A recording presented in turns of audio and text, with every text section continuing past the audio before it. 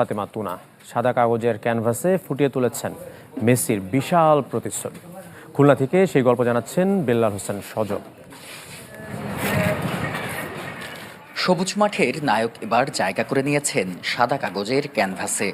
আকাশ থেকে তাকালেই চোখে পড়ে মেসির বিশাল মুখচ্ছবি। বিশ্বকাপের উন্মাদনায় এ যেন ভালোবাসার এক অনন্য বহিঃপ্রকাশ। খুলনা সরকারি মহিলা পলিটেকনিক ইনস্টিটিউটের শিক্ষার্থী কানিস ফাতিমা তুনা প্রায় 2000 এ4 কাগজ জুড়ে তৈরি করেছেন লিওনেল মেসির প্রায় 1340 বর্গফুটের বিশাল প্রতিকৃতি।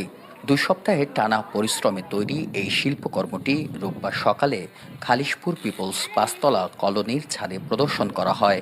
নানা প্রতিকূলতা পেরিয়ে বন্ধু ও শিক্ষকদের অনুপ্রেরণায় এই শিল্পকর্মটি এঁকেছেন তিনি। ফেসবুকে দেখছিলাম যে বড় বড় শিল্পীরা এরকম অনেক বড় করে পেপারে আর্ট করে, তখন ভালো লাগতো যে হ্যাঁ আমিও কিছু একটা করি। তারপরে যখন আমি স্কেচ করতাম, গ্রিড করে স্কেচটা করতাম, তখন চিন্তা করলাম যে গ্রিড করে যদি স্কেচ এতটুকু করা যায় তাহলে বড় কিছু করা যায় কিনা। প্রিয় ফুটবলের প্রতি ভালোবাসা থেকেই এমন ব্যতিক্রমী উদ্যোগ বলে জানান তুনা।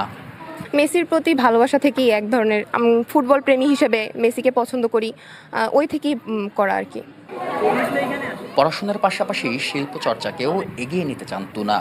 বিশ্বকাপের উন্মাদনায় তার এই ব্যতিক্রমী সৃষ্টি প্রমাণ করে সমর্থন শুধু গ্যালারির উল্লাসেই নয়, শিল্পের ছোঁয়াতেও হয়ে উঠতে পারে স্মরণীয়।